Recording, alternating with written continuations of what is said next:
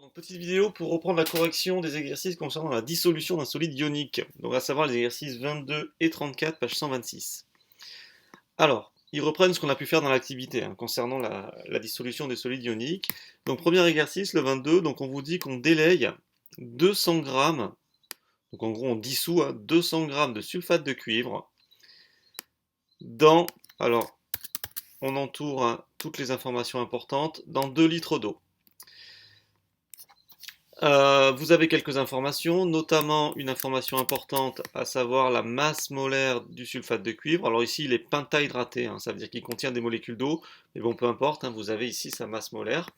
Et on vous rappelle au passage la formule de l'ion sulfate. Donc dans un premier temps, on vous demande d'établir l'équation de dissolution du sulfate de cuivre pentahydraté. Donc je vous rappelle que vous devez connaître les 3 étapes de la dissolution d'un solide ionique, à savoir la notion de dissociation, solvatation et dispersion. On avait vu la vidéo dans le cadre de l'activité et c'est rappelé aussi dans la fiche bilan. Alors comment on écrit l'équation de dissolution? Donc je vous rappelle, on indique la formule du solide ionique, donc CuSO4, avec un petit S pour indiquer qu'il est solide. Ça va former lors de la dissolution, donc on met au-dessus de la flèche H2O pour indiquer que le solvant est l'eau. Et donc les ions, on l'a expliqué, se dissocient pour former donc les ions Cu2+, et SO4-, avec un petit HAC pour indiquer que le solvant est l'eau. Et on vérifie que c'est équilibré, à savoir ici on a un élément cuivre qu'on retrouve ici sous forme d'ion cuivre, et on a un ion sulfate SO4 qu'on retrouve ici sous forme d'SO4-. Les charges sont également équilibrées puisque le solide est neutre en termes de charge, et si on additionne les charges dans les produits, donc 2 plus et 2 moins, ça fait bien quelque chose qui est neutre également. Donc ok, notre équation bilan est correcte et bien équilibrée. Petit b, calculer la concentration en quantité d'ion cuivre, Cu2+, et d'ion sulfate, SO4- dans la solution. Donc c'est vraiment ce qu'il faut savoir faire. Après avoir écrit l'équation de dissolution, il faut être capable de remonter à la concentration en quantité de matière des ions cuivre et des ions sulfate ici. Alors comment on fait? Je vous rappelle la méthode, ce qu'on a fait dans l'activité. Dans un premier temps, on va calculer la quantité de matière, de solide, donc de soluté que l'on a dissous. Le soluté ici, c'est le sulfate de cuivre solide. Alors comment faire? On connaît la masse, on sait qu'on a dissous 200 grammes, on connaît la masse molaire aussi du sulfate de cuivre, donc on peut sans problème, en utilisant la formule que l'on connaît, à savoir que la quantité de matière c'est la masse divisée par la masse molaire, on peut calculer le nombre de moles, donc la quantité de matière de sulfate de cuivre que l'on a dissous, à savoir 200 grammes, donc la masse divisée par la masse molaire que l'on a, à savoir 249,5. Et quand on fait le calcul, on obtient une quantité de matière de 8,02 fois 10 moins 100 mol par litre. Mol, pardon. Puisque c'est une quantité de matière, c'est un nombre de moles. Ok, donc très bien. Donc ça, je rappelle, c'est le nombre de moles, donc la quantité de matière que l'on a dissous dans l'eau. Quantité de matière de solide. Ensuite, on était passé par un tableau d'avancement pour remonter justement à la concentration des ions.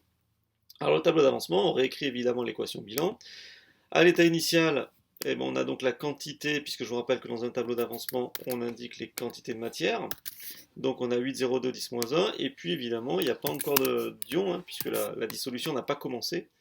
Et ensuite, on indique à l'état final, donc on écrit ce que l'on a à l'état final, à savoir ici, c'est ce qu'on avait au départ, moins ce qui a réagi, moins ce qui s'est dissous. Donc ce qui s'est dissous, c'est l'avancement qu'on note Xmax. L'avancement Xmax, voilà. Et qu'est-ce qui s'est formé? Il s'est formé ici une quantité Xmax de Cu2+, et Xmax de SO4-, puisque je vous rappelle, pour compléter le tableau, au niveau des produits, c'est l'avancement maximal multiplié, souvenez-vous, par le coefficient stoichiométrique, mais ici ils sont égaux à 1, donc évidemment on retrouve Xmax. Très bien. Ensuite,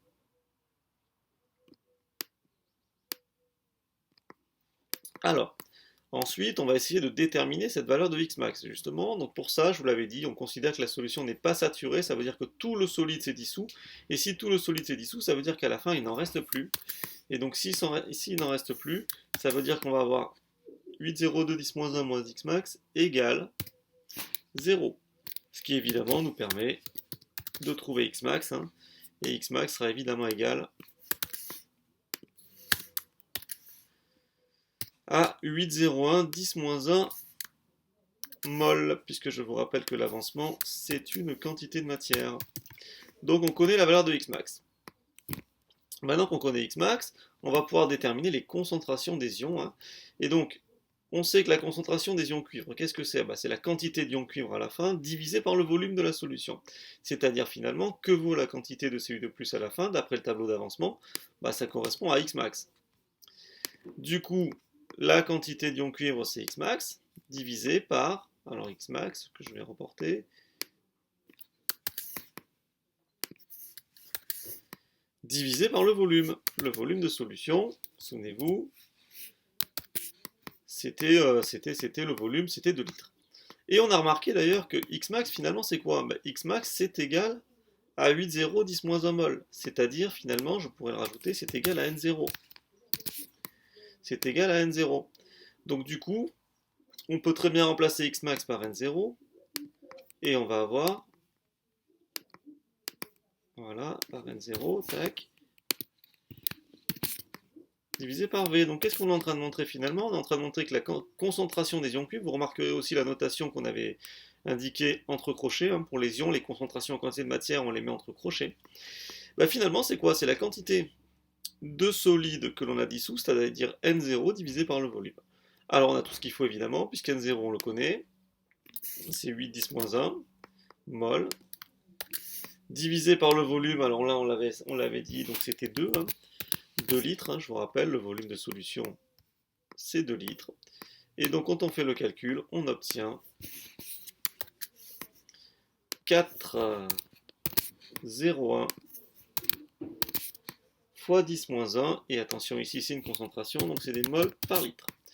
Très bien. Pour les ions sulfate, ça va être la même chose, puisque finalement la quantité d'ions sulfate à la fin c'est aussi Xmax. Donc on va retrouver à nouveau Xmax sur V. On a expliqué qu'Xmax c'était équivalent à N0. Donc c'est bien la quantité de solide divisée par le volume encore une fois. Et le calcul sera identique à tout à l'heure, puisque évidemment la quantité c'est toujours 8,02 10-1. Donc on aura exactement la même chose que tout à l'heure. On aura ça. Donc voilà, donc je rappelle la méthode et on va la revoir dans l'exercice prochain. On établit l'équation de dissolution, ensuite on vient calculer la quantité de solide que l'on a dissous, et par un tableau d'avancement, dans un premier temps, même si après on ne sera pas obligé de le faire, on va déterminer les quantités de matière des ions qui se sont formés, donc là ici c'était Xmax pour chacun, après avoir déterminé la valeur de Xmax évidemment, et connaissant la quantité de matière des ions, quand on divise par le volume, on remonte évidemment à leur concentration. Alors, on peut faire la même chose dans le cadre de l'exercice 34, hein, puisque finalement c'était la même chose qui était demandée. Si ce n'est que là, on a un solide, donc le chlorure d'aluminium de formule LCl3, donc sa masse c'est 0,134, c'est 134 mg, pardon, et on l'a introduit, on l'a dissous dans 100 ml. Vous avez la masse molaire du chlorure d'aluminium, et on vous demande, comme tout à l'heure, d'écrire l'équation de dissolution du chlorure d'aluminium. Alors, de la même façon, on va l'écrire comme ça. On a le chlorure d'aluminium à LCl3 solide qui donne les ions Al3+, hein, les ions aluminium sont les ions Al3+, plus des ions Cl-. Mais évidemment, on l'a dit, il faut l'équilibrer. Ici, j'ai un élément aluminium, on retrouve ici un élément aluminium sous forme d'ion, donc c'est équilibré pour l'aluminium. En revanche, ici, j'ai 3 éléments chlore. Or là, j'en ai qu'un, donc on est obligé d'équilibrer en mettant un 3. Et on vérifie que c'est équilibré au niveau des charges. Le solide est neutre. Ici, j'ai 3+, 3 fois moins, ça fait bien 3 moins, 3 plus et 3 moins, on a quelque chose de neutre aussi à droite. Donc, l'équation de dissolution est équilibrée, et ensuite on vous demande de calculer la quantité de matière de solide que l'on a introduit, comme tout à l'heure. On va calculer la quantité qu'on appelle N0 de soluté, hein, donc de chlorure d'aluminium, que l'on a dissous. De la même façon, je connais la masse et je connais la masse molaire, donc je peux calculer sans problème la quantité de matière en utilisant la formule N égale M sur grand M. La masse, on n'oublie pas de la convertir en grammes, puisque c'est ici elle est en milligrammes, divisé par la masse molaire, qui vaut donc 133,5. Et quand on fait ce calcul-là, on obtient une quantité de matière égale à 0,00. Alors je tiens compte des chiffres significatifs ici, donc j'en veux 3. Fois 10-3 mol. Donc ça, je rappelle, c'est la quantité de matière de solide que l'on a dissous. Ensuite, déterminer les concentrations, quantité de matière d'ion chlorure et d'ion aluminium, à savoir donc la concentration des ions comme on a fait précédemment. Encore une fois, donc on repart sur notre tableau d'avancement. Donc le tableau d'avancement, je rajoute le 3 ici pour équilibrer l'équation. De la même façon ici, je le remplis. Donc au début, j'ai donc 1 10-3 mol de solide. À l'état initial, évidemment, la dissolution n'a pas commencé, donc j'ai 0 mol d'ion. Et ici, je remplace à nouveau par les... Je remplis l'état final, pardon, en fonction de Xmax. Donc en fonction de Xmax, évidemment. Donc ici, on a bien 1 10-3 moins Xmax.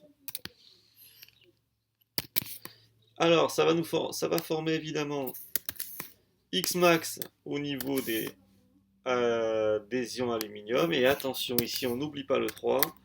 3x max pour les ions chlorure. Donc là, c'est ce 3 là qui va être important. Hein, je le précise là, je vais le mettre en vert. Il va être important pour la suite. C'est le 3 qu'on retrouve évidemment. Hein, c'est le coefficient stoichiométrique. Ok, comme tout à l'heure, on considère que la solution n'est pas saturée, c'est-à-dire que tout le solide s'est dissous. Si tout le solide s'est dissous, ça veut dire quoi? Ça veut dire qu'encore une fois,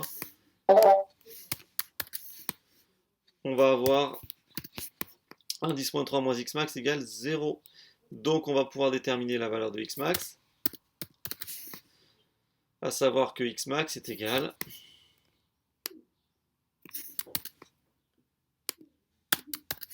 x max sera donc égal à 1 10-3 mol.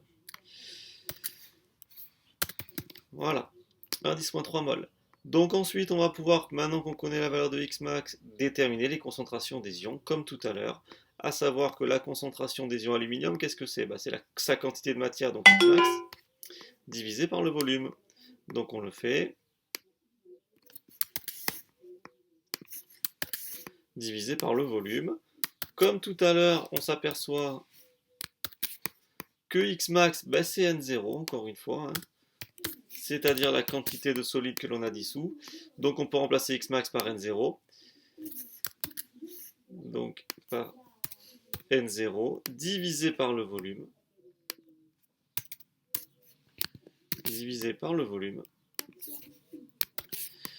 N0, donc c'est 1 10-3. Divisé par le volume, alors attention, ici le volume c'était 100 ml, donc on convertit en litres, ça veut dire 0,100 ou 110-3 comme vous voulez, et ça nous donne une valeur égale à 1 10-2 mol par litre. Et enfin, pour les ions chlorure, hein, de la même façon, sauf qu'ici on fait gaffe, c'est-à-dire qu'ici la quantité d'ions chlorure à l'état final c'est 3 fois X max. Donc 3 fois X max, pardon, 3